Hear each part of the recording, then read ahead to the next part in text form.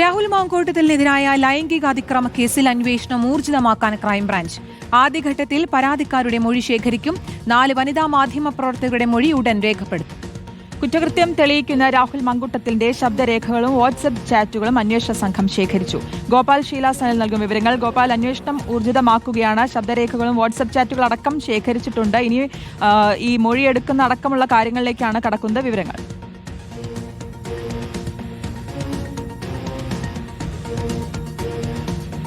അതെ, തീർച്ചയായിട്ടും ആദ്യഘട്ടത്തിൽ ഈ പരാതിക്കാരുടെ മൊഴിയാണ് എടുക്കുക എന്നതാണ് നമുക്ക് മനസ്സിലാക്കാൻ സാധിക്കുന്നത്. അതിൽ ചിലരുടെയൊക്കെ മൊഴി എടുത്ത് തുടങ്ങിയിട്ടുമുണ്ട്. ഇന്നലെ അഡ്വക്കേറ്റ് ഷിൻഡോ സെബാസ്റ്റ്യൻ, അദ്ദേഹം പരാതിക്കാരനാണ്, അദ്ദേഹത്തിൻ്റെ മൊഴി പ്രാഥമികമായി ശേഖരിച്ചിരുന്നു. അതിനുശേഷം മറ്റ് പരാതിക്കാർ, ഇപ്പോൾ മൊത്തത്തിൽ 6 പരാതികളാണ് ക്രൈംബ്രാഞ്ചിൽ എത്തിയിരിക്കുന്നത്. അതുകൂടാതെ പോലീസിന് ലഭിച്ച മറ്റു പരാതികളും ക്രൈംബ്രാഞ്ചിലേക്ക് കൈമാറും എന്നും അറിയുന്നുണ്ട്. അതുപ്രകാരം ഈ പരാതിക്കാരുടെ മൊഴികൾ ശേഖരിച്ചതിന് ശേഷമായിരിക്കും ഇരകളുടെ മൊഴിയെടുക്കുന്നത് സംബന്ധിച്ച കാര്യത്തിൽ തീരുമാനമെടുക്കുക. ഇതുവരെയും ഇരകളാരും തന്നെ നേരിട്ട് പരാതി നൽകിയിട്ടില്ല.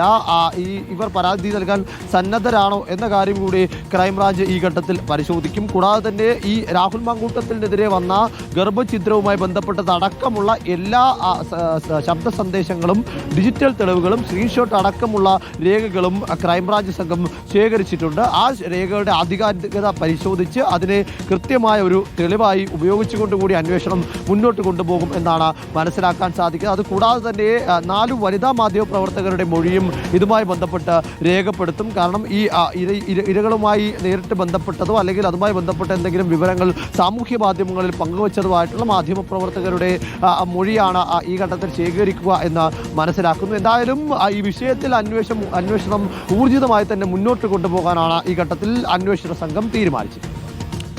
എന്തായാലും രാഹുലിനെതിരായ അതിക്രമ കേസിൽ അന്വേഷണം ഊർജിതമാക്കുകയാണ് ക്രൈംബ്രാഞ്ച്. വിവരങ്ങളാണ് ഗോപാൽ ഷീലാസനിൽ നൽകിയത്.